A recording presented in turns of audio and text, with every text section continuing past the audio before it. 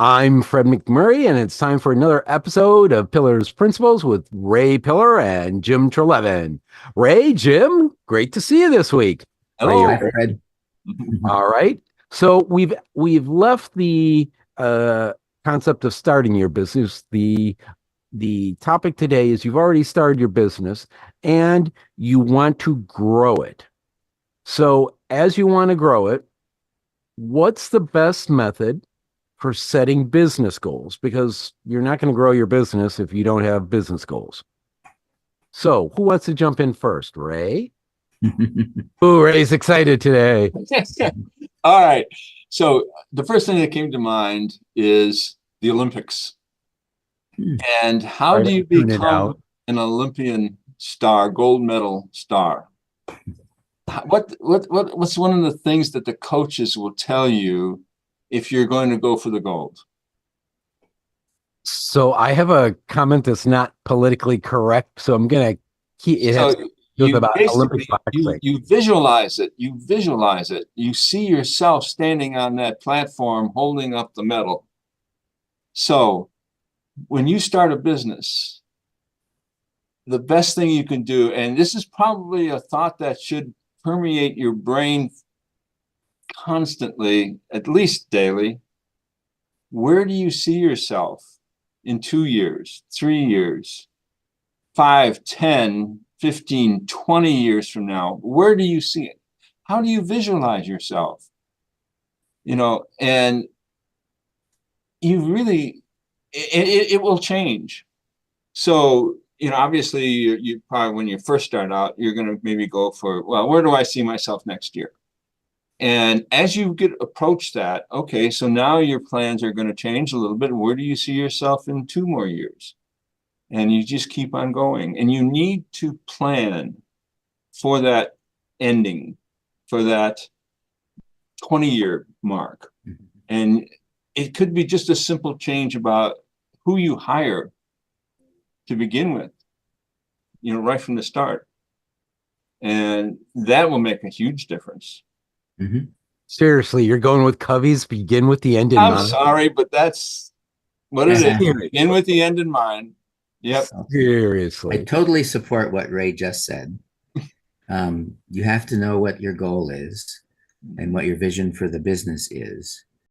Then what do? So I think the most important thing is to start with evaluating the business as it is. What are the strengths and weaknesses of the business? What things need to be, well, the strengths are probably more important than the weaknesses because the success will generally be built on the strengths. And then the weaknesses should be addressed, but the strengths are probably the most important. Then you need to think about in a little more detail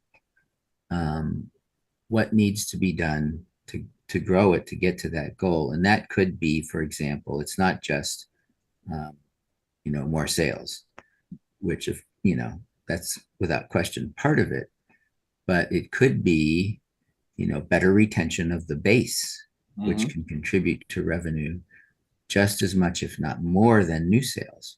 And so does better retention of the base mean we have to have better service to the customers and understand where we stand with the customers in terms of customer satisfaction. And if that's an issue that needs to be addressed, and then track religiously how they feel and how we're in general meeting the goals that Ray just described, but you need to track everything religiously. But in even small businesses, there are many factors. There's new sales, there's what are the competitors doing that you might have to react to. How is customer satisfaction, which I mentioned, what is customer retention? And build up a model that says, here's where our 10 tier goal is going to come from and what it's going to look like. And then what of those factors do we need to focus on to get there? All right. So I picked on Ray for going with Covey. I'm going to pick on you because what I heard was focus on the strengths, but the example you gave was we have poor customer service because that poor customer service would be a weakness. Yes. So in a sense, you're focusing on how to resolve the weaknesses you have, not how to apply the strengths. Okay. So I said that you should also address the weaknesses, but I will give you an example.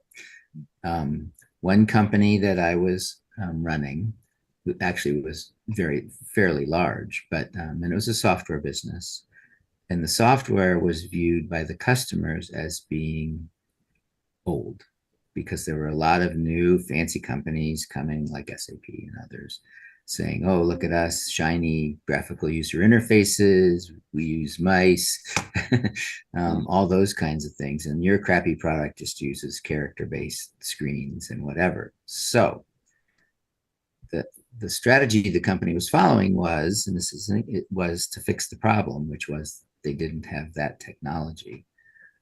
However, the solution was focusing on their strengths. Their product was absolutely solid as a rock. It could support far more data, far more transactions, far more everything than the client server products because it was basically mainframe based. And so one of the strengths was it was very scalable. It was very solid. And the customer service was second to none. Super happy customers with that regard. So, so the company was going to throw that out and build a copycat product, which was not good. So if you focused on the strengths, the solution was to put a thin client, basically browser on the front end. It looked just like the other ones, graphical user interface and a mouse and everything. And so building on the strengths helped that company do really well, actually, even with what was considered an old product. But it looked new, and the technical fix was easy. So the solution there was focusing on the strengths. Okay, I get where you're aiming at it. In my head, though, that's we got a strong product. Let's fix what's weak. Yeah, that's okay. That's focusing on the strengths. That's as opposed to throwing it out and being a copycat. Yeah, that to me, that solution was just stupid. Yes, you focus on the defect of the product to fix that to make the customers happier, and that's in Fred's brain. That's how it works. But I get what you're going with. Okay. So with these goals, what makes them achievable? How do you measure progress? Or is that when I have a list of goals, you can't see it, they're on the wall that we set up at the beginning of the year, and I can tell you that I have made no progress in playing the guitar, no progress in learning to speak Sanskrit. Really want to be able to swear in Sanskrit. But I'm making phenomenal progress on the migration of Link Local Network to KPHRED. Okay. It was a very nebulous goal of this is what... That probably was a more important goal than Sanskrit. And that's kind of the way I look at it. It's like, okay, I haven't learned how to swear in Sanskrit. You'll know when I have. But the important goals, and I'm fine with the smaller ones. I'm making 2 out of 3 times a week in the gym, so I'm doing good there. That's good. But with the goals we set, it was a year-long goal, so it was really not what I'm going to say measurable. It's measurable, but there weren't any mile markers, goalposts in there, or levels. Is it important in your plan to have those type of interim goals for the full period? One of my visualizations as part of where we're going in the forward was improving customer service. And when I say improving it, I mean from the standpoint of a book I read, and I can't think of the complete title, but it was something like customer service in this country sucks. That would And be a good title if and it I wasn't. remember reading that book and thinking to myself, if and when I read it before I started the business, if and when I start a business, I want to make sure that my customer service is the best. It's the premium. It's the best I can possibly provide. And so thoughts were running in my head that how can I do that? And how is that going to be related to my goals for the future? So one of the simplest things that you can do to improve customer service is answer the phone, because you deal with vendors all the time. I of course deal with vendors, and one of the things that irritates me is, of course, is going through the computer system to push one to do this, two to do that, push six to do that, and then when you get maybe after the third or fourth one, you push six, and then you got three more choices after that, and another two more choices after that before you actually begin to talk to anybody. Push a billion to get to a human. Yeah. So if you call my business, someone live will answer the phone. And if you're a client of ours, your customer details will pop up on that screen automatically if you call from the same phone number we have with you. So we have, I feel, the really premier customer service just from that standpoint. And then, of course, we go beyond that. But that was part of the things that was that I visualized before and during the points I visualizing where my business is going to go. All right, so you hit kind of a topic we're going to probably go into in another segment of customer service, but that's the fatal terrain you decided to fight on, Sun Tzu. So as you're visualizing we'll say the improvement in customer service, did you put metrics on how that would be measured? Because it's hard to measure how many people can call in, but was that the total measurement of number of phone calls, customer service, or were there other parts of it that you measured, and how often did you measure? Okay, before we had VoIP, voice over internet, we had a goal in the office that the phone cannot ring a second time. Oh. So and then so that was a measurement to start with. Now that we have VoIP, of course, we have all kinds of statistics. How long, if we put a customer on hold, how long that is, are they being transferred, and the statistics. And although I haven't viewed them recently, I do sit in and listen to my team in the other office, talking to clients all the time. So I have a pretty good idea of what's going on. All right. So what I heard was there were several statistics that you kept track of, and then you had oversight in order to see where you were making those goals and where you were following. That is correct. Yes. Okay. Yeah. And there are a few other measurements there that would be good too, like the abandoned call rate, and another one is first call resolution of the problem. That's an important one in that environment. Yep. And all those become available to you when you have a VoIP system, including one which I have used in the past, but not recently, and it's able to monitor phone calls.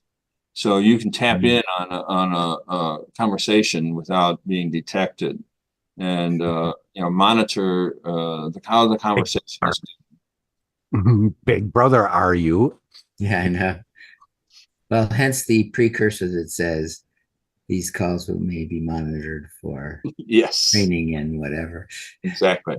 So And one other point too, we also have recording. So and that that warning is on there specifically for the recording, so that if a customer says, "No, you told me this, and now you're telling me that," saying, "Well, sir, we have the recording, and we can email that recording to you if you would like." And no privacy violations. So. Yeah. I will tell you that as somebody who's called in and heard that, when I tell usually it's tech support that, by the way, I'm recording this call to improve customer service, and that I will have the recording and I'll be able to say what they said. That really freaks a whole lot of customer service folks out. I think in my time calling tech support ISPs, I've actually had one or two maybe hang up on me when I did that. All right. So we don't want to go, I want to do customer service at a later time, and I don't want to go too much deeper in there. Outside of customer service, Jim, you mentioned with the one company that they literally added a different piece to their system, and that made it much better. Yep. All right. So outside of customer service, what other places should be measured to improve business goals? Or let's put it this way, are there any areas of the business that you shouldn't be setting goals for? Probably not, or you shouldn't have that area. But in any case, so for that company, in addition to the sort of competitive challenge of the client's more modern architecture, and then when we fixed it, it was equivalently modern. Actually, it is now what would be known as the cloud, but and AWS in early days. But anyway, so the issue there was so that kept customers from leaving. So the question then was, where was the growth going to come from? Measuring growth. So in that case, the issue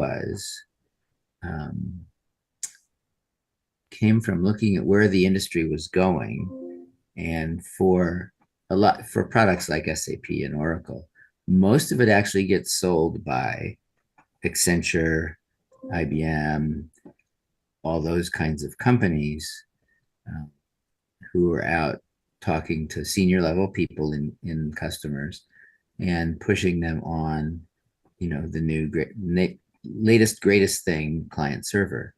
And so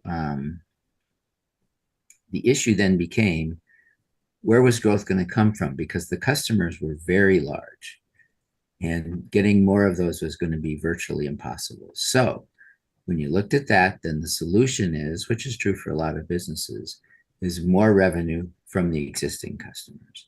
So where was that going to come from? And based on what I just described, the company made a couple small acquisitions of companies that could be support organizations, and then built up or consulting organizations relative to the product that can do installations, can do upgrades, can do all that kind of stuff. And so built up that business internally rather than relying, because nobody was going to get Accenture to switch. But so it was building that business up internally, the services piece, which was the way to grow revenue. And it did. I mean, it wasn't dramatic. That's not a huge leap, but revenue went from shrinking for 10 years to actually growing, and albeit at a not rocket ship rate, but still. Yeah, that's better than going the other way. Yep. Beats the alternative. So going back to what I said earlier, so in other words, they focused on a weakness, which was lack of services, and grew that to improve revenue. Or added that. It didn't exist. Okay. So next time I want to, I love this business growth topic. we all have it. And the next pillars principles, I want to cover the idea of what happens to your growth plan when a black swan event happens. And for those who don't know what a black swan event is, it's one of those things of how often do you see a black swan? The pandemic was one of them. And that impacted a whole lot of folks' growth. So next time on Pillars Principles, we'll deal with that. On this topic, Ray, any last comments? Yes. Speaking of black swan, you've got to include that in your thoughts. And I will leave it there. And that's what we're going to go into next, because I agree with you. Jim, last thoughts? Well, for the company I was describing, the black swan event happened, and that was Y2K. Oh, yeah. Yes. This was the perfect company that would be affected by Y2K. Software written in the 70s in COBOL. And so, so Y2K was an issue that had to be dealt with. Now, it turns out it was not that difficult, actually, if you anticipated it and did it. And we didn't see airplanes falling out of the sky and all the other stuff too. So, but in any case, so that was a black swan event for this company. But, it could be anticipated. In part, I'm not sure that companies all recognize that on their own, but it was certainly something that got enough publicity that the world was going to come to an end. But it really did affect this company and not all the other stuff that the popular media was talking about. But it wasn't that difficult to fix, actually. So, but that was a good example. At least they knew it was coming. Yep. They did. They did. We'll be back next week with another episode of Pillars Principles. Have a great business, folks.